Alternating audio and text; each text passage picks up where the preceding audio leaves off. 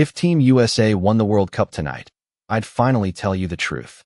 Those were the last words Ryan whispered before disappearing into the tunnel beneath the stadium, leaving me standing alone among more than 80,000 fans whose voices shook the steel beneath our feet. At the time, I thought he was talking about soccer. I thought he meant the pressure of working as the lead physician for the national team, the months away from home, or maybe a career decision he had been hiding from everyone. I never imagined he was talking about me. The final whistle echoed across the stadium only minutes later. Blue, red, and white confetti exploded into the night sky as the scoreboard confirmed what millions of Americans had dreamed about for decades. Team USA had won the 2026 FIFA World Cup. Strangers hugged each other. Grown men cried without embarrassment. Children climbed onto their parents' shoulders waving American flags that glowed beneath the stadium lights. It felt like history had decided to pause for just one perfect moment.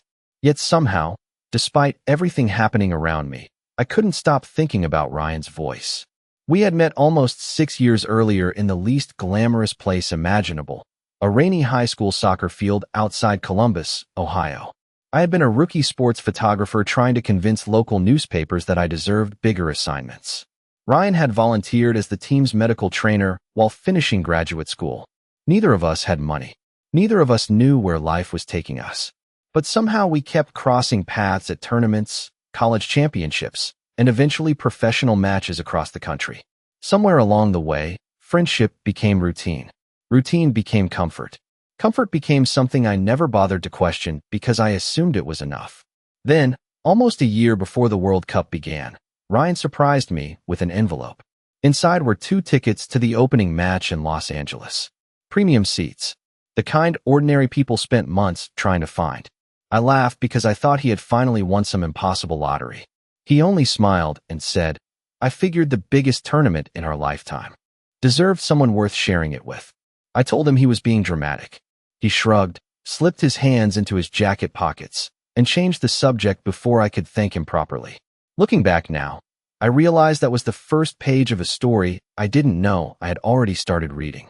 Every flight we booked together, every early morning coffee before kickoff, every conversation while walking through crowded stadiums across America, Canada, and Mexico was leading toward this night, toward the championship, toward the sentence Ryan had been carrying inside his heart long before the rest of us realized Team USA even had a chance to lift the trophy.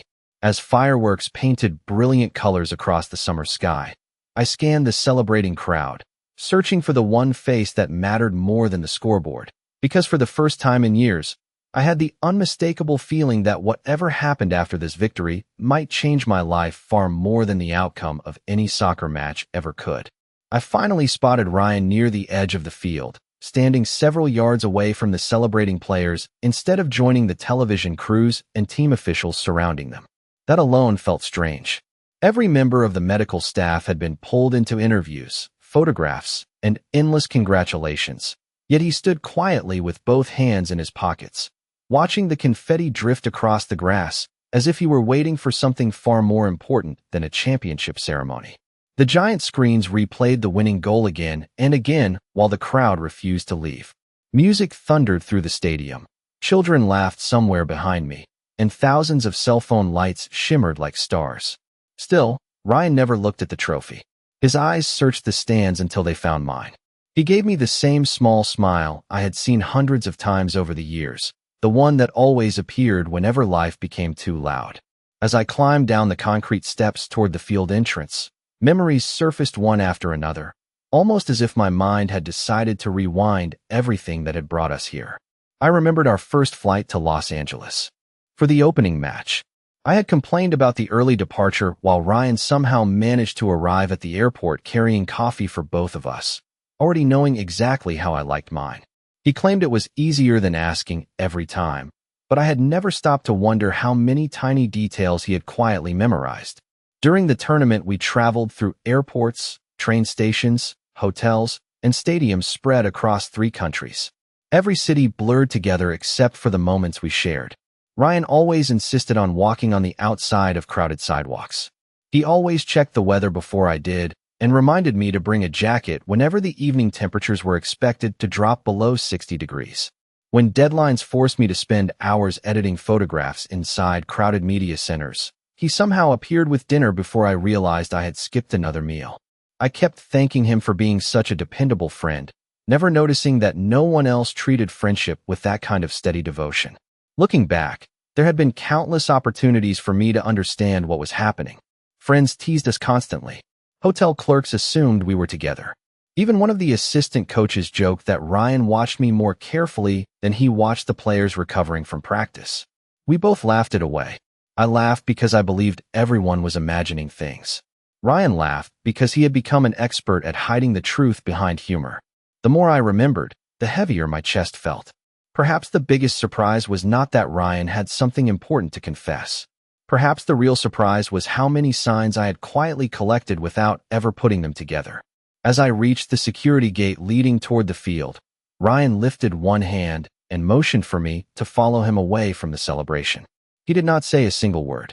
Somehow, in the middle of the happiest night American soccer had ever experienced, leaving the roaring crowd behind to walk beside him into the quiet hallway beneath the stadium suddenly felt like the only place I was meant to be. The hallway beneath the stadium felt strangely peaceful compared to the celebration roaring overhead. Every few seconds, another wave of cheers rolled through the concrete ceiling like distant thunder, reminding us that history was still unfolding only a few yards above our heads. Ryan walked beside me without rushing, his footsteps steady, his suit jacket folded neatly over one arm instead of hanging from his shoulders. For someone who had just helped guide the medical staff through the biggest tournament of his career, he looked surprisingly calm. I wanted to ask what he had meant before the match ended, but something about the silence convinced me to wait. After several minutes, we reached a quiet observation deck overlooking the empty practice field attached to the stadium complex. The lights were still on, casting long shadows across perfectly trimmed grass that no one would step on tonight. Ryan rested both hands on the railing and smiled softly. "Do you remember the first picture you ever took of me?" he asked. I laughed because I honestly did. It had been 6 years earlier during a local charity tournament. Ryan was kneeling beside a young player who had twisted an ankle. Instead of looking at the camera, he was completely focused on reassuring the nervous teenager that everything would be fine. The photograph had never won any awards, but it remained one of my favorites because it captured kindness without anyone trying to pose for it. Ryan nodded as if he had expected that answer. "I still have it," he admitted. I stared at him, convinced I had heard him wrong. "You kept that picture?" He reached into the inside pocket of his jacket and carefully unfolded a weathered photograph protected inside a clear plastic sleeve. The edges had faded after years of being carried from city to city, but it was unmistakably the same print I had given him after the tournament. "It has been with me ever since," he said quietly. My heart skipped in a way I could not explain. I suddenly remembered dozens of tiny moments that had never seemed important before. Ryan insisting on taking the window seat because he knew I liked watching the clouds. Ryan buying an extra memory card for my camera before I realized mine was almost full. Ryan standing in long concession lines during halftime because he remembered my favorite stadium pretzel without ever asking. None of those moments had looked extraordinary on their own. Together, they formed a pattern so obvious that I wondered how I had managed to overlook it for years. Ryan looked toward the empty field instead of at me. "There were times I almost said something," he admitted. "After your first national assignment. After your birthday in Seattle. After we watched the sunrise in Vancouver. Every time I convinced myself the friendship we already had was too valuable to risk." His voice remained calm, but every sentence carried the weight of years spent choosing silence over uncertainty. I realized then that while I had been documenting unforgettable moments through my camera lens, Ryan had been quietly collecting memories of me, treating ordinary days as though they were already precious enough to preserve forever. Standing beside him beneath the fading glow of the stadium lights, I began to understand that tonight was never simply about celebrating a championship. For Ryan, the tournament had been counting down toward a completely different kind of final whistle. Ryan let out a quiet breath and rested the old photograph against the railing between us as though it belonged there. "There is something else you never knew," he said. "The opening match was never just another game for me." I looked at him without speaking. He continued before I could ask another question. "The medical staff received our schedules almost 18 months before the tournament began. As soon as I saw the dates, I bought 2 tickets. My eyebrows lifted in surprise. 18 months. He nodded. Long before I knew whether you would even be available. Long before anyone believed the national team could make a serious run. I bought them because I promised myself that if there was ever a chance to experience something unforgettable, I wanted you sitting beside me. My mind drifted back to that afternoon in Los Angeles. The stadium had buzzed with excitement hours before kickoff. Fans wearing jerseys from every corner of the world laughed together outside the gates. Street. Musicians played familiar songs while children kicked soccer balls through small patches of grass between food trucks. I remembered telling Ryan that I had never seen so many people united by one event. He had smiled and answered, "The best memories are usually the ones we share." At the time, I thought he was simply appreciating the atmosphere. Now, every word carried a completely different meaning. Ryan reached into his jacket again and removed a folded tournament program that looked surprisingly worn for something only a few weeks old. Between its pages were small souvenirs I had forgotten even existed. A train ticket from our ride to Toronto. A coffee shop receipt from Kansas City, where we had hidden from a sudden summer storm. A visitor pass from the training facility where I accidentally left my camera battery behind, and Ryan drove nearly 30 miles to retrieve it before sunrise. "You kept all of this?" I asked quietly. He laughed with a hint of embarrassment. "Apparently, I am sentimental." I could not help smiling. "Apparently." He looked down at the collection before carefully placing everything back inside the program. "You see photographs," he said. "I see moments that only happened because you were there." His words settled over me with unexpected warmth. For years I had believed I was the observer, the one preserving everyone else's memories through my camera. I had never considered that someone else might have been preserving memories of me the entire time. We stood together in comfortable silence while distant fireworks reflected against the glass walls surrounding the observation deck. Somewhere above us, the celebration continued with speeches, music, and endless applause, yet none of it seemed to reach this quiet corner beneath the stadium. Ryan finally turned toward me with an expression I had never seen before. There was no uncertainty left in his eyes, only quiet determination. "I spent years waiting for the perfect moment," he admitted. "Eventually I realized there is no perfect moment. There is only the moment you decide fear should stop making your decisions." Hearing those words, I realized the entire tournament had not been a coincidence. At all.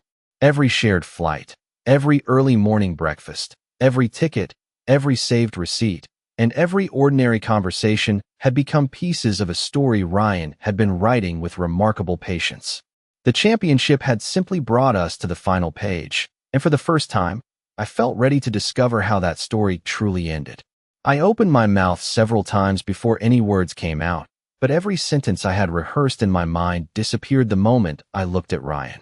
There was nothing dramatic about the way he stood there. He was not asking for an answer. He was not trying to convince me of anything.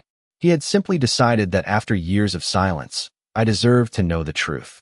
That realization somehow made the moment even more meaningful. I rested my elbows on the railing beside him and looked out across the empty practice field where sprinklers had quietly begun watering the grass beneath the bright stadium lights. "Can I ask you something?" I finally said. Ryan nodded immediately. "When did you know?"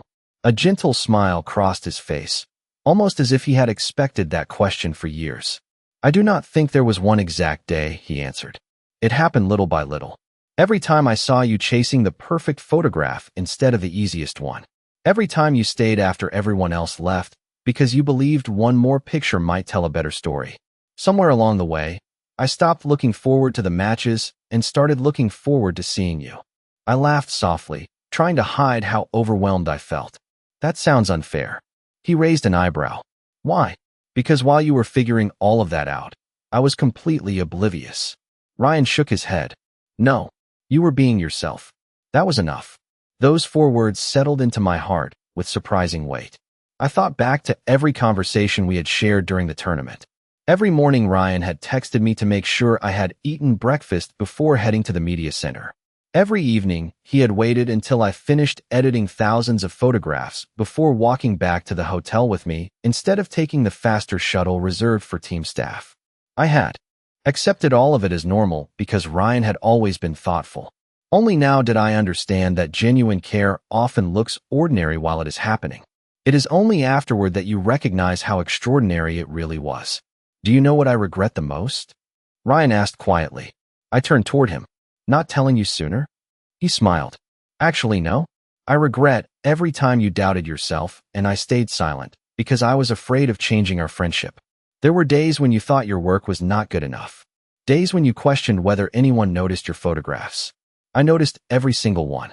I should have told you that more often. His honesty caught me completely off guard. During my career, I had spent years searching for perfect moments through a camera lens, believing that recognition came from awards, headlines, or famous events. Yet the compliment that meant the most arrived in the quietest place imaginable, spoken by someone who had been paying attention long before anyone else did. I felt an unexpected warmth spread through my chest as another round of fireworks lit the sky beyond the stadium roof. For the first time that night, I stopped wondering what Ryan planned to say next. Instead, I found myself wondering why it had taken me so long to recognize that the person who had quietly stood beside every important chapter of my life had already become the most important part of it. I stood there for what felt like forever, listening to the distant celebration echo through the concrete walls while my own thoughts slowly fell into place. It was remarkable how quickly an entire friendship could look different without changing a single memory. Nothing Ryan had done over the past 6 years was new. The only thing that had changed was my understanding of why he had done it. I smiled to myself as another forgotten moment surfaced. During the group stage, I had caught a terrible cold after spending hours photographing a rainy training session. I remembered waking up in the hotel to find soup, medicine, and a handwritten note outside my door reminding me to drink plenty of water before heading to the stadium. At the time, I assumed someone from the tournament staff had delivered it until I later recognized Ryan's handwriting on another document. He had quietly taken care of me without ever asking for credit. You are thinking about something, Ryan said with a knowing smile. I laughed. I am thinking about how many obvious clues I completely missed. He chuckled. You missed all of them? Almost all of them. I shook my head. Although I should have wondered why someone would voluntarily wake up at 5 in the morning just to make sure I did not oversleep before every important match. Ryan shrugged with playful innocence. You have always needed more than one alarm clock. We both laughed, and the tension that had quietly surrounded us all evening seemed to disappear. For the first time since leaving the celebration, we were simply ourselves again, except now there were no unspoken feelings hiding between ordinary conversations. That honesty made everything feel lighter. I leaned against the railing and looked toward the practice field one more time. Can I tell you something now? Ryan nodded. Of course. I took a slow breath. There were moments when I almost asked myself why you were always there. His expression softened, but he remained silent. Whenever something good happened in my career, you somehow knew before anyone else. Whenever something went wrong, you were usually the first person to call. I noticed those things. I just never allowed myself to imagine they meant anything more. Ryan listened carefully without interrupting. Maybe I was afraid of ruining what we already had, I admitted. Maybe I convinced myself that friendship was the safest explanation. Ryan smiled gently. It was a wonderful friendship. It still is, I answered without hesitation. I do not want to lose that. He looked directly into my eyes. Neither do I. The sincerity in his voice erased the last bit of uncertainty I had been carrying. Nothing about this conversation felt rushed. Neither of us was trying to force the future into existence. Instead, it felt as though we were finally acknowledging something that had quietly grown stronger through years of shared airports, road trips, coffee, shops, soccer stadiums, and ordinary days that no longer seemed ordinary at all. Above us, another burst of applause rolled through the stadium as the championship ceremony continued. But for the first time all night, the celebration outside no longer felt like the biggest event taking place. Standing beside Ryan beneath the bright lights, I realized the greatest victory I had witnessed that summer had nothing to do with a trophy. It was the quiet courage of someone who had waited years for the right words, and the unexpected joy of discovering that my own heart had been walking toward the same destination all along. Neither of us spoke for several moments. We simply stood together while the sounds of celebration slowly faded into the background. The silence no longer felt uncertain. It felt peaceful, like reaching the end of a long journey only to discover that the destination had been waiting patiently all along. Ryan glanced at his watch before smiling. There is one last thing I want to show you. I followed him through another quiet corridor that eventually opened onto a small balcony overlooking the city skyline. The stadium lights stretched for miles, reflecting against the glass buildings surrounding us, while streams of happy fans filled the streets below. Flags waved from car windows, people sang together on sidewalks, and every passing train seemed to carry another wave of celebration into the summer night. I came here after every home match during the tournament, Ryan said. It was the only place where everything became quiet. I rested my hands on the railing beside him. You never told me about this place. I wanted to, he admitted, but I kept thinking I would wait until the right day. I smiled. You really do spend a lot of time waiting. He laughed. I know. Then his expression softened once again. I'm trying to stop doing that. I looked out across the city and realized how many memories were connected to this tournament. Airports before sunrise, rental cars filled with camera equipment, late-night dinners after impossible deadlines, countless cups of coffee shared between matches, long walks through unfamiliar neighborhoods where we talked about everything except our own feelings. Those conversations suddenly returned with remarkable clarity. Ryan asking where I wanted to be in 10 years. Ryan wondering whether I believed people could truly find work they loved. Ryan telling me that success meant very little if you had no one special to celebrate it with afterward. At the time, I thought those were ordinary conversations between close friends. Now I understood they had been careful invitations into his heart. Can I ask one more question? I said quietly. Anything, Ryan replied. If the team had not won tonight, would you still have told me? He smiled almost immediately. Yes. I looked at him with surprise. Really, winning was never the reason, he answered. It only gave me enough courage to stop making excuses. I could not help laughing. So your dramatic speech before the final whistle was mostly for yourself. Ryan rubbed the back of his neck with an embarrassed grin. Probably. We both laughed harder than we had all evening, and it felt wonderful. The nervousness that had followed us beneath the stadium finally disappeared completely. In its place was something quieter and stronger than excitement. It was trust built over years instead of days. As the laughter faded, I reached into my camera bag and removed the small digital camera that had traveled with me across 3 countries throughout the tournament. Ryan looked at it curiously. One last photograph, I said. Not of the trophy, not of the stadium, not of the celebration. He tilted his head. Then what? I lifted the camera and smiled. The moment I finally stopped looking for the perfect story everywhere else and realized it had been standing beside me the entire time. Before pressing the shutter, I stepped closer until we both fit naturally into the frame, with the glowing city stretching behind us. The timer began counting down, and for the first time in years, neither of us worried about what came next. We were simply grateful that after so many ordinary days shared together, we had finally found the courage to begin something new.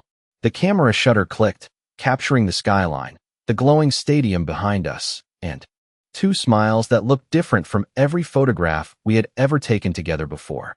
I lowered the camera and looked at the image on the screen for several seconds. Ryan leaned closer to see it, and we both laughed because nothing about it was perfect. The wind had pushed a few strands of my hair across my forehead, and Ryan was smiling so naturally that his eyes were almost closed. By every professional standard, it was an ordinary photograph. Yet somehow I knew it would become my favorite. You are not going to edit that one, are you? Ryan asked. I shook my head immediately. Not a single thing. He smiled. Good. We remained on the balcony a little longer, watching the city slowly settle into the night. The streets were still alive with celebration, but the crowds had begun spreading throughout restaurants, parks, and train stations. The excitement was becoming part of everyday life again, just as every unforgettable event eventually does. Ryan folded his arms against the cool evening breeze and looked toward the horizon. Do you know what I was most afraid of? He asked quietly. I turned toward him. That I would say no? He smiled and shook his head. No. I was afraid that after tonight, things would become awkward between us. That every conversation would feel different for the wrong reasons. I thought about that for a moment before answering. Everything is different. His smile faded just enough for uncertainty to return to his eyes. Then I continued. But it is different because I finally understand what has always been there. I watched relief spread across his face without him saying a single word. It reminded me that sometimes the most important answers are the quiet ones. You know, I said, there is something funny about all of this. Ryan raised an eyebrow. What is that? I have spent years telling stories through photographs. Every assignment taught me that the best images happen when people stop pretending and simply become themselves. I looked down at the camera still resting in my hands. Tonight, I forgot my own advice. He tilted his head curiously. How? Because I kept searching for a dramatic ending. I thought there would be some perfect speech or unforgettable moment that would explain everything. Instead, it turned out the real story was built from thousands of ordinary moments that only made sense when I looked back at them together. Ryan nodded slowly. That sounds a lot like life. We started walking back toward the main hallway beneath the stadium. The building was much quieter now, with only a few staff members finishing their work after the ceremony. As we passed through the corridor, several volunteers congratulated Ryan on the tournament, and he thanked each of them with the same kindness he showed everyone, whether they were coaches, security guards, photographers, or young fans asking for directions. Watching him interact so naturally with every person reminded me why I had admired him long before I recognized my feelings. His kindness had never been reserved for special occasions. It was simply part of who he was every single day. As we reached the exit leading toward the parking garage, Ryan slowed his steps and looked at me with the same calm confidence I had seen growing throughout the evening. Whatever happens after tonight, he said, I hope we keep choosing to show up for each other the way we always have. Without hesitation, I smiled and answered, this time, we will both know exactly why we are doing it. 1 year later, I found myself standing outside the very same stadium with 2 tickets in my hand, smiling at how different everything felt. The banners were new, the crowd was different, and another season of international soccer was beginning. Yet the excitement in the air carried the same unmistakable energy. Families filled the sidewalks, children kicked miniature soccer balls between food stands, and strangers greeted one another as though they had been friends for years. I checked my watch just as Ryan walked toward me, wearing the same relaxed smile that had become my favorite sight after long workdays. He no longer needed to surprise me with tickets because this time I had bought them weeks in advance. As soon as he reached me, I held 1 ticket out with a grin. I figured the biggest match of the year deserved someone worth sharing it with. Ryan laughed so hard that nearby fans turned to smile at us. That line sounds familiar, he said. I may have borrowed it, I admitted. He accepted the ticket but did not look at it immediately. Instead, he looked at me with quiet gratitude that said more than words ever could. We walked through the entrance gates together, passing the same sections where we had once wandered as 2 friends who had not yet understood their own story. This time, every familiar place carried a different meaning. The coffee stand where Ryan had memorized my favorite order was still there. The staircase where I had complained about carrying too much camera equipment still overlooked the main concourse. Even the section where we had watched the opening ceremony now felt like the first chapter of a book whose ending had exceeded every expectation. Before finding our seats, Ryan stopped beside the large photograph display celebrating unforgettable moments from the previous tournament. Among the championship celebrations, dramatic goals, and emotional scenes was one image I recognized instantly. It was not the photograph of the trophy. It was not a famous player. It was the self-portrait we had taken together on the balcony overlooking the city skyline. The tournament organizers had selected it for an exhibit titled The Moments Beyond the Game. Beneath the photograph was a small caption that read, "Sometimes the greatest victories happen where no scoreboard can measure them." I stood speechless while Ryan quietly squeezed my hand. "Looks like your favorite photograph became everyone else's favorite story too," he said softly. I smiled because for once I did not feel the need to explain anything. The image spoke for itself. It captured 2 ordinary people who had spent years showing up for one another without realizing they were already building the life they both wanted.